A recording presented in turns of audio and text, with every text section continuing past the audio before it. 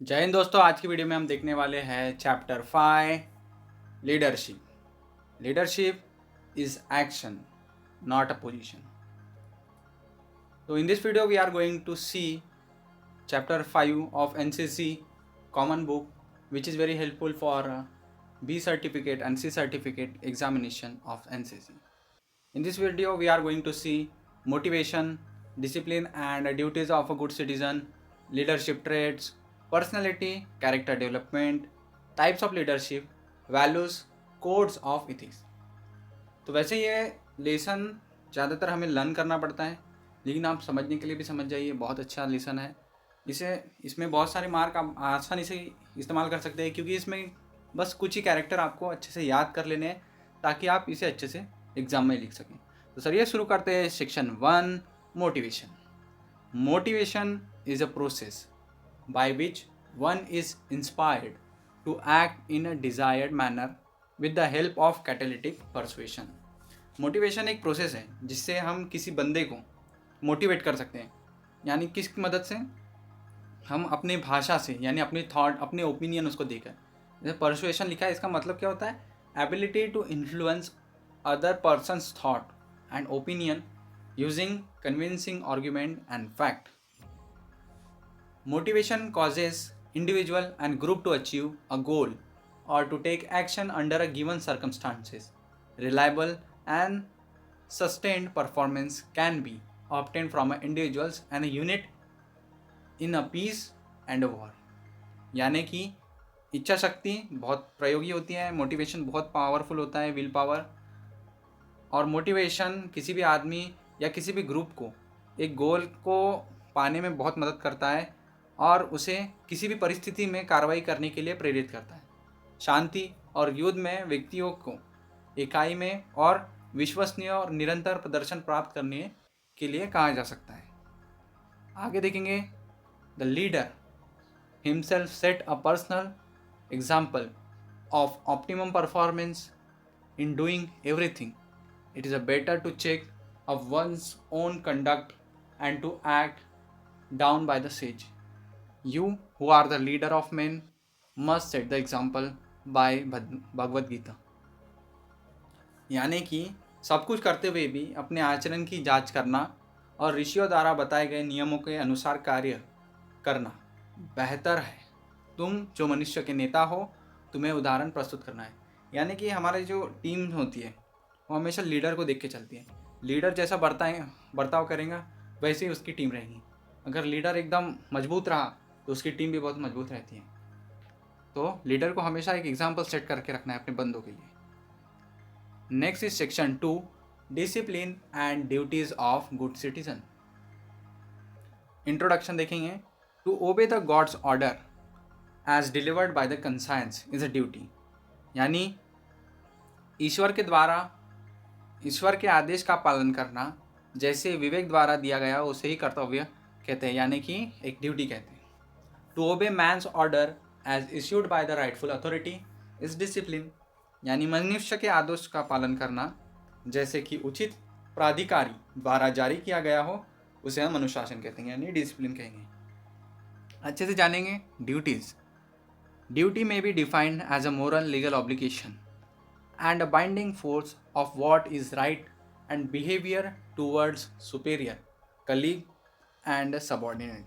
यानी ड्यूटीज यानी क्या? कर्तव्य को एक नैतिक कानूनी दायित्व के रूप में परिभाषित किया जा सकता है और श्रेष्ठ सहयोगी और उनके प्रति क्या सही है और उनसे क्या व्यवहार करना चाहिए, इसे बाध्यकारी शक्ति है।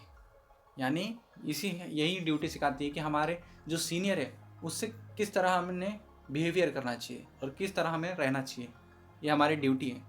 डिसिप्लिन यानी अनुशासन।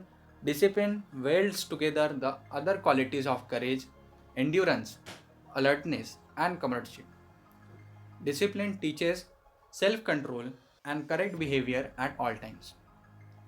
अनुशासन साहस, धीरज, सतर्कता और सहचार्य के अन्य गुणों का एक साथ मेल है। अनुशासन हर समय आत्मनिरंतर और सही व्यवहार सिखाता है।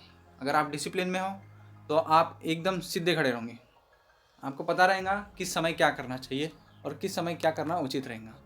आगे देखेंगे individual discipline. Discipline in subordinates is based on confidence in his leader, in his comrades, and in himself. The greater the confidence, the higher the moral. यानी व्यक्तिगत अनुशासन, यानी इंडिविजुअल डिसिप्लिन में हमें क्या दिखाया जाता है, अपने सबॉर्डिनेट में डिसिप्लिन विश्वास पर आधारित होता है। अगर आप अपने साथी के साथ काम कर रहे हैं तो अगर आप डिसिप्लिन में काम कर रहे हैं तो आपको बड़ा विश्वास रहेगा। अपने लीडर, अपने साथियों या खुद पर विश्वास, जितना अधिक आत्मविश्वास उतना ही आपका मनोबल, ऊंचा मनोबल। Corporate discipline. कॉर्पोरेट डिसिप्लिन में हम देखेंगे drill is the basic foundation of corporate discipline. Main work in a control body under a leader and giving a immediate and implicate obedience. Drill corporate अनुशासन का मूल आधार है। एक आदमी एक नेता के अधीन एक नियंत्रण निकाय में काम करता है और तत्काल और निहित आज्ञाकारिता दिखाता है, उसे हम कॉर्पोरेट डिसिप्लिन कहेंगे। Next one is acquisition of citizenship, यानी कि नागरिकता। Citizenship can be acquired in either of the following ways: by birth, by descent, by registration और बाय नेशनलाइजेशन। बाय बर्थ यानी कि जन्म के आधार पर। Person born in India are the Indian citizen. ये इंपॉर्टेंट क्वेश्चन है, एक्विजिशन ऑफ सिटीजनशिप। ये बी सर्टिफिकेट में ज़्यादातर पूछा जाता है, बी और सी में भी पूछा जाता है, लेकिन बी में हमेशा ये क्वेश्चन रहता ही है, सिटीजनशिप कैसे मिलेंगे। बाय बर्थ यानी जन्म के आधार पर मिलेंगे। बाय डिसेंट यानी कि माता पिता अगर सिटीजनशिप अगर इंडियन है तो उनसे होने वाली संतान भी इंडियन सिटीजनशिप रहेंगे। यानी children born of Indian citizen living in a foreign countries automatically acquire Indian citizenship. यानी कि यहाँ के अगर बच्चे के माता पिता इंडियन हैं और वो अगर फॉरेन में भी रह रहे हैं तो बच्चे को इंडियन सिटीजनशिप मिलेंगी।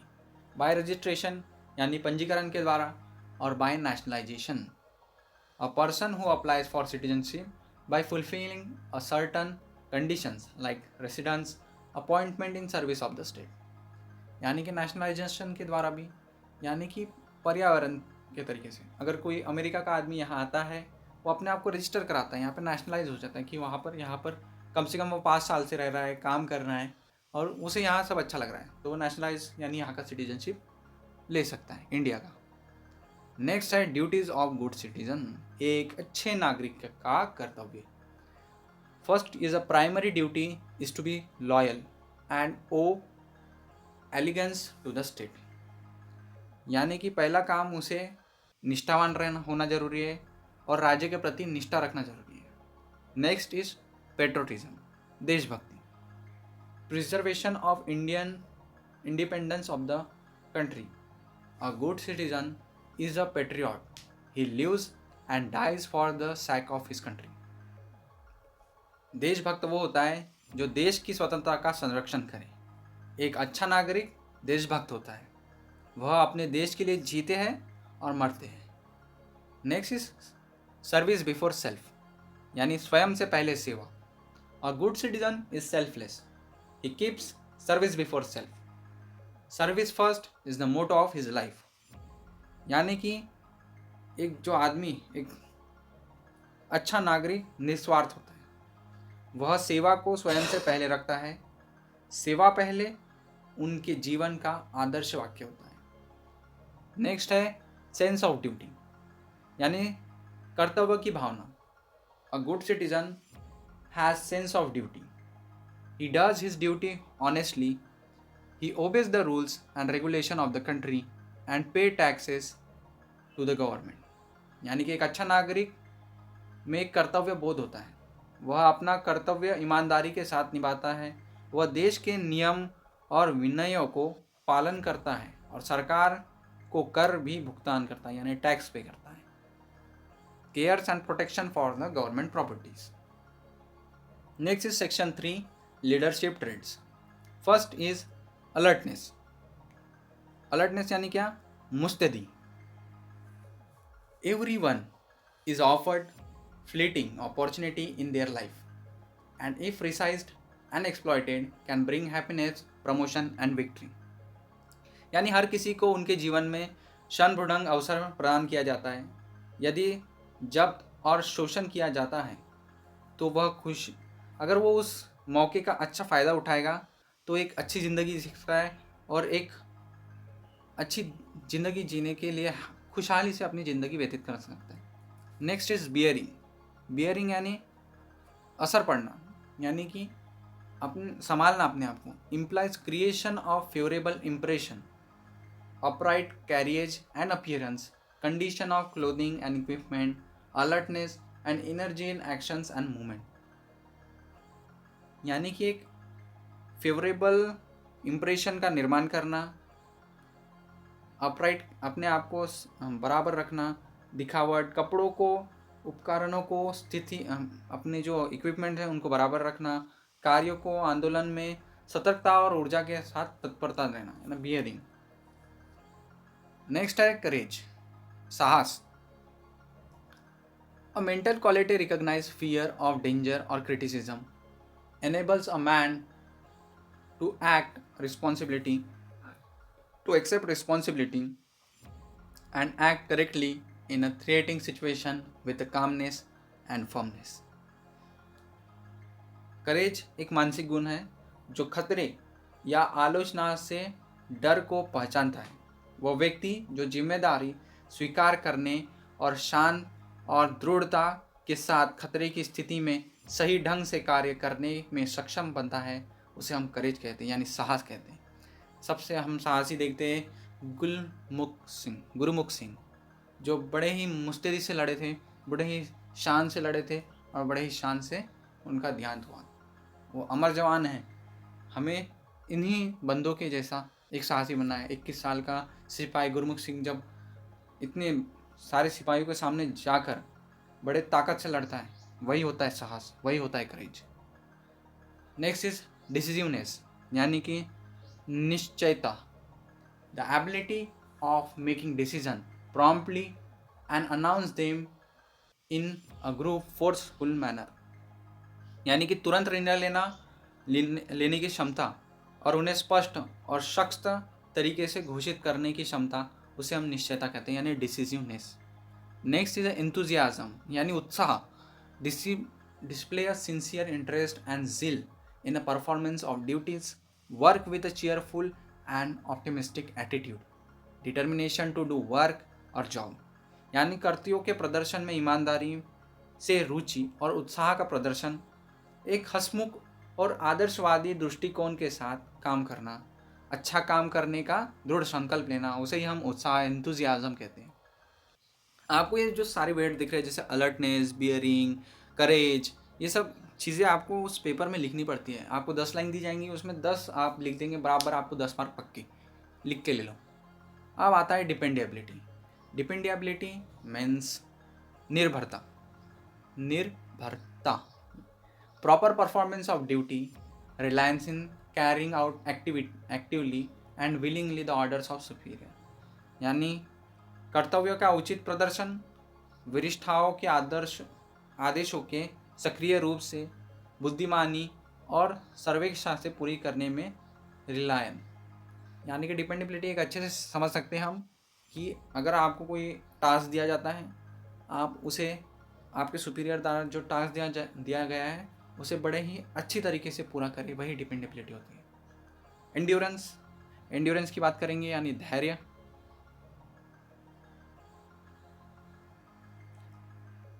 The mental and physical stamina measured by the ability to withstand pain, fatigue, stress and hardship, यानी मानसिक और शारीरिक सहन शक्ति को दर्द, थकान और तनाव और कठिनाइयों का सामना करने की क्षमता में मापा जाता है, उसे ही हम एंड्योरेंस करते हैं। जैसे कि आपको फिजिकल पेन हो रहा है लेकिन आप भागते जा रहे हो, आप पुशअप मारे जा रहे हो, आपको पेन हो रहा है लेकिन आप उस तनाव को, उस थकान को सह रहे हो, यही आपकी बॉडी की एंड्योरेंस बताती है।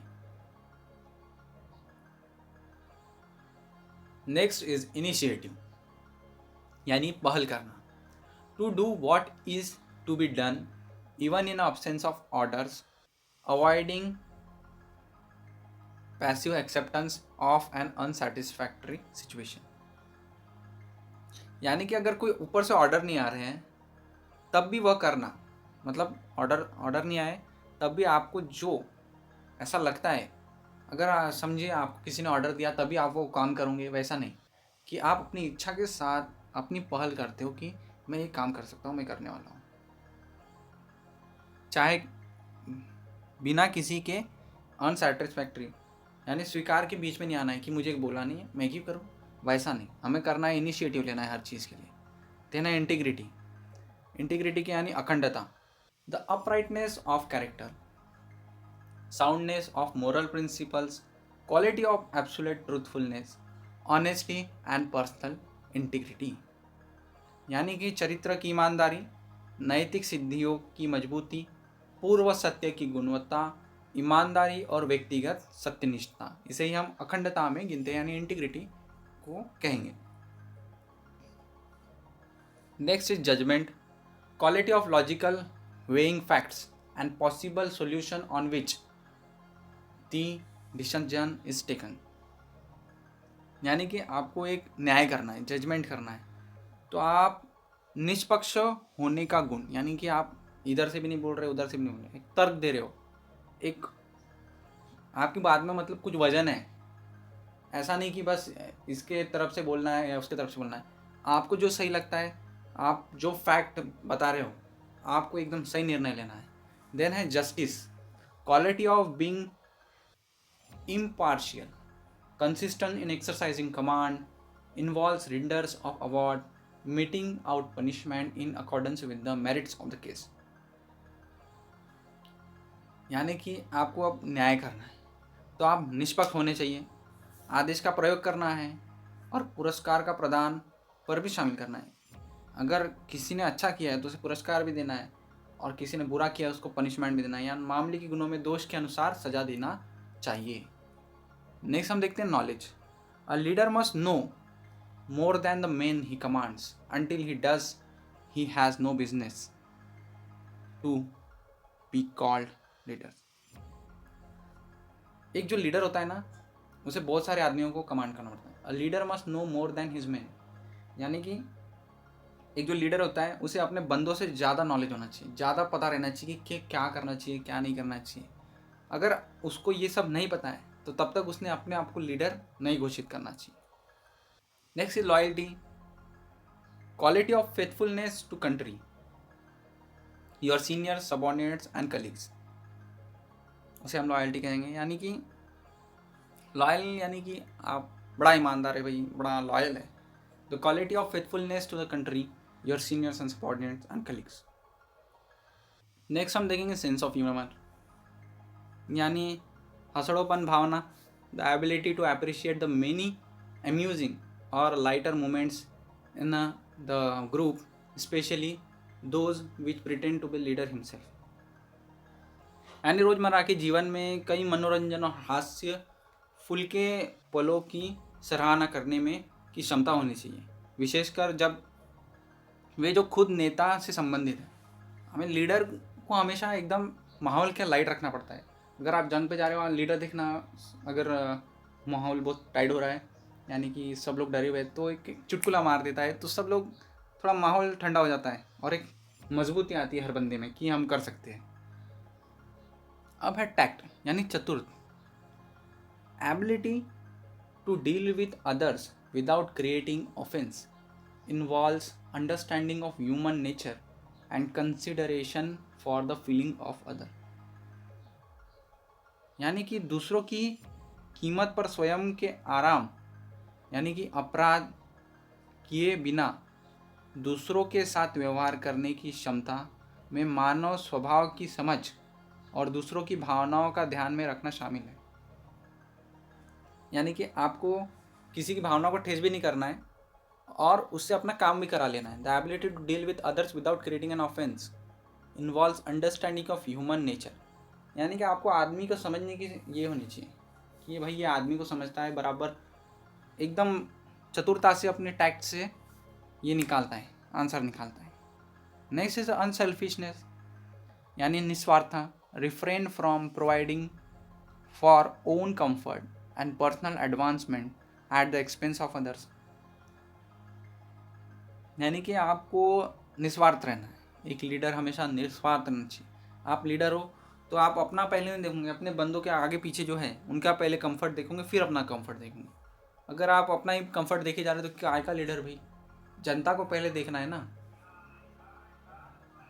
तो इस प्रकार से आप कई सारे आपको वर्ड्स याद रखना है, जैसे justice, judgement, dependability, integrity, decisiveness, tact, initiative, endurance, bearing, unselfishness, courage, knowledge, loyalty, enthusiasm. ये सारे जब वर्ड आपको लीडरशिप ट्रेट ऐसा क्वेश्चन आएगा आपके एनसीसी बी या सी सर्टिफिकेट में, तो आपको ये सारे बातें ध्यान में रखना है, सारे वर्ड या ध्यान में रखना है। और अगर आप एक एक वर्ड लिखते जा रहे हो और छोटा छोटा सेंटेंस आपको जितना समझा है उतना भी लिख रहे हैं, तो आपको बराबर मार्क मिलते जाएंगे। और आप इस लेसन में यही सारी चीज़ें तो लर्न करना है, और समझने के लिए तो आप समझ रही है। तो नेक्स्ट सेक्शन देखेंगे, section 4, personality, character development. Personality के बारे में जानेंगे, यानी व्यक्तित्व। Total personality factors are extremely important in day to day life. यानी कि संपूर्ण व्यक्तित्व दिन प्रतिदिन के जीवन में अत्यंत महत्वपूर्ण है। Often the wrong kind of personality proves disastrous and cause undesirable situation or in the least tension and worry in the organization. अगर आपकी पर्सनैलिटी अच्छी है तो एक महत्वपूर्ण आपके दिन प्रतिदिन में आपके साथ जो काम कर रहे हैं उनके साथ भी अच्छा रहेगा। लेकिन अगर आप एक गलत पर्सनैलिटी के साथ, एक गलत व्यक्तित्व के साथ अगर ऑर्गेनाइजेशन में हो, तो आप ऑर्गेनाइजेशन को डुबाओगे और खुद भी डूब जाओगे। तो आपकी पर्सनैलिटी हमेशा अच्छी रहनी चाहिए। देखें कैरेक्टर। कैरेक्टर यानी चरित्र कैसा है आपका। A man's character is made in a formative years of his life. The young can compare to clay which can be moulded in a desires में। यानी कि जो चरित्र होता है वो बचपन से ही बनना शुरू हो जाता है कि आदमी कैसा होगा, कैसा बिहेव करेगा। ये सब उनके आजू बाजू में जो लोग बिहेव करते हैं वैसा करता है। जितना वो छोटा रहता है वो एक चिकनी माटी जैसा रहता है। आपको बोलते होंगे ना, अभी नरम माटी है, बड़ा हो जाएगा तो एक मटका बन जाएगा, बदलेगा नहीं आपका चरित्र। तो उसी प्रकार मनुष्य का चरित्र उसके जीवन के प्रारंभिक वर्षों में बनता है। आपको अपने कैरेक्टर को अच्छा रखना है, आपके व्यक्तित्व को अच्छा रखना है, तभी आप एक अच्छे लीडर बन सकेंगे। Measures to develop the personality, यानी व्यक्तित्व विकास के उपाय। So first is a judgement, यानी निर्णय लेना होना है। By putting oneself in the other's shoe and understand from their point of view, setting aside your personal interest and your opinion would help in taking appropriate action that would be beneficial to all. यानी कि आपको निर्णय कैसे लेना है, यानी कि आप अपने आप को दूसरे की जगह रखना है, उसके नज़रिए से देखना है कि वो किस प्रॉब्लम में है, उसकी जिस स्थिति में है वो है उसको समझना है। आपको अपने व्यक्तिगत यानी आपके जो पर्सनल इंटरेस्ट है उसको थोड़ा अलग रखना है, अपने ओपिनियन अलग रखना है कि आप क्या सोचते हैं। आपको उस पॉइंट ऑफ व्यू से सोचना है कि अगर ये आदमी को इतना प्रॉब्लम हो रहा है यहाँ पर, तो उसकी हेल्प कैसे किया जाए, यानी कि उसकी भी हेल्प हो जाए, उससे जो लड़ रहा है या उसके विरुद्ध जो खड़ा है उसकी भी हेल्प हो जाए। Next is mirroring, understanding the body language of idol person and making it a part of your attitude, observing how they act, how they speak and think. This is called mirroring. Mirroring एक ऐसा शब्द बोल सकते हैं आप।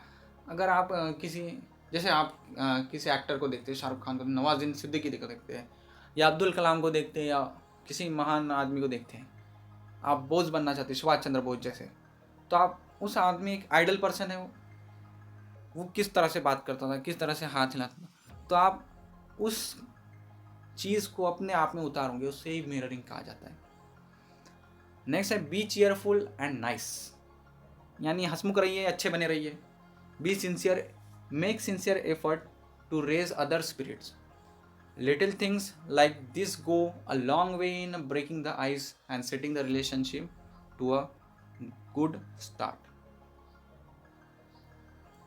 यानी कि आपको हमेशा अच्छे बने रहना है, यानी कि हंसमुख रहना है। ऐसा नहीं कि आप उदास पड़ जाओ, आपको हमेशा एक अच्छा अपना ये करते जाना है, दूसरों का उत्साह बढ़ाने के लिए ईमानदारी से प्रयास करना है। इसी तरह छोटी छोटी बात पे आपको एक मतलब बात ही करते रहना है कि आप रिश्तों को एक अच्छी शुरुआत देना है। मतलब आप ऐसे चुपचाप बैठे रहोगे तो आपके बंदे भी सोचेंगे क्या आदमी है यार, बात नहीं कर रहा है। हाँ, तो आपको समझना है कि आपको अपने ग्रुप को भी खुशहाल रखना है, क्योंकि जितना वो अच्छा रहेगा वो उतनी ही मुस्तैदी से काम करेंगे। नेक्स्ट है बी सिंसियर एंड ट्रस्टवर्थी, यानी कि ईमानदारी और भरोसेमंद बने रहिए। Make others feel that whenever they need your help you will be always be there to lend a hand. People tends to more respectful to those they trust. यानी कि आपको एक ऐसा आदमी बनना है, जब भी कोई दूसरे को उस आपकी मदद चाहिए तो आपका हाथ एकदम आगे ही रहना चाहिए कि हाँ मैं खड़ा हूँ ना, मैं आपको मदद करूँगा। और जो ऐसा करता है ना, उसी पे जो आदमी है ना वो बहुत भरोसा करता है और उसकी बहुत रिस्पेक्ट करता है। Next is role of NCC in personality character development. तो ये क्वेश्चन एकदम परमानेंट क्वेश्चन है, ये आता ही है, रोल ऑफ एनसीसी इंपॉर्टेंट लिख दो, मैंने तो हाईलाइट भी कर दिया इसमें। तो NCC plays a major role in personality character development of the cadets. पहला है drill. Personality refers to physical appearance of a person, especially on initial contact. Active participation in drill of an important quality which helps an individual the posture of candidate in keeping correct position. They will walk more confidently than others. यानी कि जो drill है, आपको NCC में जो drill कराया जाता है वो आपके एक शरीर का जो बनावट है उसको एकदम बराबर कर देती है। लेकिन जैसे आप किसी से मिलते हो तो आप सबसे पहले उसका बॉडी देखते हो ना कि क्या बात है, क्या खड़ा है, क्या फिजिकल अपीयरेंस है उसका, कैसे कपड़े पहना है, कितने मुस्तैदी से खड़ा है। अब एक्टिव पार्टिसिपेशन इन ड्रिल, अगर आप हमेशा ड्रिल में पार्टिसिपेट करते हैं, एनसीसी में मकरा नहीं मारते हो, आप पूरे ताकत से अगर आप वहाँ ड्रिल करते हो, एक्सरसाइज करते हो, तो आपका एक शरीर एकदम सही पोस्चर में आ जाता है। और आप जो बाहर में अपने कॉलेज में हैं या स्कूल में जो लड़के हैं उनसे थोड़े अलग दिखते हैं कि भाई क्या बंदा है, एनसीसी का है ना, इसलिए। तो next is interaction of cadets in camps. Being an NCC cadet one can get many good opportunities to interact with candidates from different parts of the country. NCC cadet को एक मस्त मौका मिलता है, कैंप आ रहे हैं, चलो भाई कैंप में देखो, फ्री में खाना, फ्री में जाना, फ्री में रहना, और ऊपर से एक नए नए लोगों के, नए राज्य के लोग, यानी आप जैसे नेशनल कैंप में जाते हो, कई सारे कैडेट्स, कई सारे, कोई यूपी से आ रहा है, कोई बिहार से आ रहा है, कोई कश्मीर से आ रहा है, कोई तमिल से आ रहा है, तो इतने सारे लोगों के साथ आपको मिलने का मौका होता है। This camps groom their personality, यानी कि जो एक कैंप्स है ना, जो आपके चरित्र में एक व्यक्तिगत में निखार देते हैं कि भाई कितने सारे लोगों से मिल रहा है, तो आपको हर एक पार्ट के culture, here the cadets from a different state exchange information of each others culture and tradition. तो आप जब कैंप में जाते हो ना तो आप एक दूसरे से बात करते हो, अरे भाई उधर में ऐसा होता है, तो आपको लगता है अरे वाह क्या बात, तो आप अपने इधर का बताते हो। तो आप जितना इंटरेक्शन करते हो ना तो उतना ही आपका जो पर्सनैलिटी है वो निखर के आता है। Next is a competitions. The various competitions held in camps like preparation of flag area, drill and performing a culture program develop sportsmanship and team spirit among the cadets. Camps में जाते हैं, कई सारी कॉम्पिटिशन्स होते हैं, flag area होता है, drill होता है, टेंट पिचिंग होता है, कई सारी मतलब बहुत सारी चीज़ों में होता है, रस्सा खींच भी होता है, कबड्डी भी होता है, कई सारे कल्चरल प्रैक्टिसेस होते हैं। तो वो एक टीम स्पिरिट, आपको एक साथ काम करने की भावना को प्रेरित करता है एनसीसी। और आखिरी है स्पोर्ट्स एडवेंचर एक्टिविटीज़। स्पोर्ट्स बड़ा खिलाते हुए यार, sports are an important for youth as they teach them a number of useful lessons on comradeship, health competition, courage to face challenges, art of leadership, team work, grit and determination, all of which withstand them in a long stand in their later life. यानी कि आप जितना sporty रहोगे, आप एक खेलकूद वाले युवा रहोगे ना, आपकी ज़िंदगी में बहुत काम है। एक तो हेल्थ बेनिफिट रहेगा, आप खेल रहे हो तो आपका शारीरिक विकास होता है कि नहीं। आप अगर टीम वर्क खेलना करना सीख जाते हो। आप अगर आप ऐसा स्पोर्ट खेल रहे हो जैसे कि कबड्डी खेल रहे हो, तो आप एक साथ काम करने की सीख रहे हो। तो आपका एक मानसिक, शारीरिक और लोगों से मिलने के बाद जो भावनाओं का, इमोशंस का जो विकास होता है वो एनसीसी में बड़ा अच्छा होता है। 3 साल में बंदा बहुत तगड़ा बन जाता है। तो सेक्शन 5 में देखेंगे टाइप्स ऑफ लीडरशिप। लीडरशिप के क्या टाइप रहते हैं, यानी कि नेतृत्व के प्रकार। There are 3 ideal leadership style. First is autocratic leadership style, यानी कि निरंकुश नेतृत्व शैली। अब इसे अच्छे से समझाता हूँ मैं। In this all policies and procedures are determined by the leader. यानी कि ऑटोक्रेटिक लीडरशिप में क्या होता है, जो भी पॉलिसीज हैं, जो भी प्रोसीजर है, नियम कानून है, वो सब एक लीडर बनाता है। ऊपर में चिल्लाते रहता है वो, नीचे में लोग काम करते हैं। The leader should take considerable responsibility for assigning the activity, task and champions companions for each group members. यानी कि वही जिम्मेदारी देते जाता है, इसको ये जिम्मेदारी देनी है, उसको ये जिम्मेदारी, इसको जिम्मेदारी। यानी ये कंपनी में ज़्यादातर देखा जाता है कि ऑटोक्रेटिक लीडरशिप है। एक ऊपर में बॉस खड़ा है, नीचे में सब वर्कर लोग खड़े, वो बोलते जा रहा है, आप काम करते जा रहे हैं। नेक्स्ट आता है democratic leadership style. Whenever possible, policies should be matter of a group decision and discussion with active encouragement and assistance by the leaders. Wherever technical advice is needed, the leader should try to suggest 2 or more alternative procedures from which choice can be made by the group member. यानी कि democratic style, democracy सुना होगा, लोकतंत्रता। यानी जहाँ भी संभव हो, अपने जो लीडर हैं उसने ग्रुप डिस्कशन में पार्ट लेना चाहिए। यानी कि लोग क्या कर रहे हैं, आप कॉन्फ्रेंस देखोगे, ये एक बोलता है, वो एक बोलता है, यानी कि सब लोग एक सजेशन देते हैं, तो आप एक निर्णय पे आते हैं कि भाई हाँ, ये सही रहेगा हमारे देश के लिए, ये कंपनी के लिए सही रहेगा, या ये हमारे ग्रुप के लिए सही रहेगा, ऑर्गेनाइजेशन के लिए सही रहेगा। तो इसे हम कहते हैं डेमोक्रेटिक लीडरशिप स्टाइल। लास्ट है laissez faire leadership style. In this, leader should play a rather a passive role in a social participation and leave complete freedom for a group and individual decision in relation to activity and group procedure. यानी कि इसमें कैसा होता है कि जो नेता जो रहता है, यानी जो लीडर रहता है, वो समाज में भागीदारी में एक निष्क्रिय यानी पैसिव रोल निभाता है, जिसमें जो सारे जो काम हो रहे हैं वो एक ग्रुप नहीं किया, उनको देख कर करता है। यानी कि भाई इसने बोल दिया हम कर रहे हैं, यानी एक इंडिपेंडेंटली काम करता है। ये अपना बैठा रहता है, उसके हिसाब से सब काम हो रहा है, लेकिन ये अलग है, ये ना उनको ऑर्डर दे रहा है ना कुछ दे रहा है, ये बस चलते चलने जा रहा है, उसके पीछे लोग चले जा रहे हैं। गांधी जी भी एक एग्जाम्पल है इस लीडरशिप की। सो लास्ट सेक्शन अब पढ़ने वाले section 6, values codes of ethics. Values means a standard of behaviour. Ethics is turn means a set of moral principle that governs a person behavior. तो इसे बड़े अच्छे तरीके से समझेंगे, यानी कि नैतिकता के मूल संहिता। मूल का मतलब क्या होता है, यानी कि वैल्यूज का मतलब क्या होता है, अर्थ व्यवहार का एक मानक है।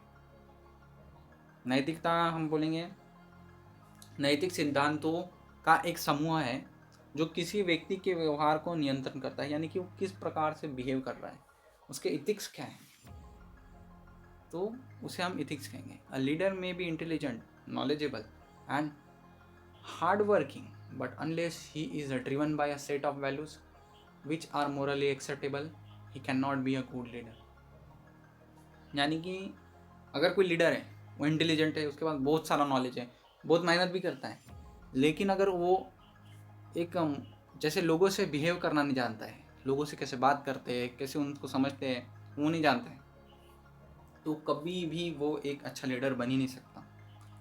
जैसे कि few important points values in life to day life are as follows. पहला है honesty. Honesty mean not to steal, cheat और लाई। ईमानदारी रहनी चाहिए उसमें, यानी चोरी, धोखाधड़ी या झूठ नहीं करना चाहिए उसमें। Next is integrity, uprightness, and last page we will see purity, no duplicating insincerity in thought and word और डीड। यानी कि एक पवित्रता यानी प्योरिटी रहनी चाहिए, कि दोगलापन नहीं रहना चाहिए कि इधर अलग बोल रहा है उधर अलग बोल रहा है। उसका जो एक वर्ड है यानी मुंह जबान का एक वजन रहना चाहिए उसके। नेक्स्ट है डिसिप्लिन यानी अनुशासन, behaviour according to essential rules and norms which is self inform. यानी कि पूरे रूल नियम से जो नॉर्म्स हैं उसके अनुसार व्यवहार करना, ये स्वयं को लगाए रखना। सेल्फलेसनेस, अनसेल्फिशनेस, रेज अबो सेल्फिश और सेल्फ सेंटर्ड इंडिविजुअल और सेल्फ सेक्रीफाइस। यानी कि उसने बंदे ने निस्वार्थ होना चाहिए। निस्वार्थ यानी कि स्वार्थ या अंत केंद्रीय, यानी कि सेल्फ सेंटर यानी खुद में नहीं रहना चाहिए। अनसेल्फिश नहीं होना चाहिए, अनसेल्फिश रहना चाहिए। लॉयल्टी तो आपको पता है, ईमानदार रहना चाहिए, निष्ठावान रहना चाहिए। ट्रू, फेथफुल और ड्यूटी, लव और ऑब्लिगेशंस टू पर्सन। ये सारी जो चीज़ें हैं ना वो बस वही मीनिंग दे के रखा है उन्होंने, तो आप सिर्फ वर्ड को याद कर लीजिए। प्योरिटी, डिसिप्लिन, सेल्फलेसनेस, लॉयल्टी और लास्ट है फेयरनेस। फेयरनेस यानी निष्पक्षता, निष्पक्ष होकर वही सही निर्णय लेना चाहिए उसने। इक्वालिटी, सबको समान ट्रीट करना चाहिए। ट्रस्ट, किसी का भी या किसी चीज़ पे विश्वसनीयता यानी क्षमता, उसमें भरोसेमंद रहना चाहिए। सपोर्ट नहीं रहना चाहिए, दूसरों को भी सपोर्ट करना चाहिए और सपोर्ट लेना चाहिए और रिस्पेक्ट करना चाहिए सबकी। और feeling of admiration for someone's because of their quality. यानी कोई बंदा अच्छा कर रहा है आपकी टीम में तो आपने उसको एडमायर करना है, रिस्पेक्ट करना है उसकी, तो वो आपके लिए अच्छा करेगा। Give respect it and to get it respect. तो यहीं तक था हमारा लेसन। आपने ये सीरीज़ को अगर ये देखा नहीं है, यहाँ पे एनसीसी कॉमन बुक की पूरी प्लेलिस्ट बना दी गई है। इसके बाद के जो लेसन है वो इतना इंपॉर्टेंट नहीं है, लेकिन जो पहले, दूसरा, तीसरा, चौथा, ये 5वां लेसन पढ़ाया है, ये बहुत इंपॉर्टेंट है। तो इस वीडियो को भी सब्सक्राइब कर दीजिए यार, बहुत मेहनत लगी है। ये पूरी सीरीज़ आप बहुत अच्छे जम के देखिए, जम के सब्सक्राइब बटन दबाइए, शेयर कीजिए अपने दोस्तों के साथ ताकि उनका भी बेनिफिट हो। तब तक के मिलेंगे हम नेक्स्ट वीडियो में। Thanks for watching, keep moving. Subscribe कर देना चैनल को, प्लेलिस्ट देखो, सारी वीडियो चेकआउट करो हमारे चैनल पर जाकर। धन्यवाद।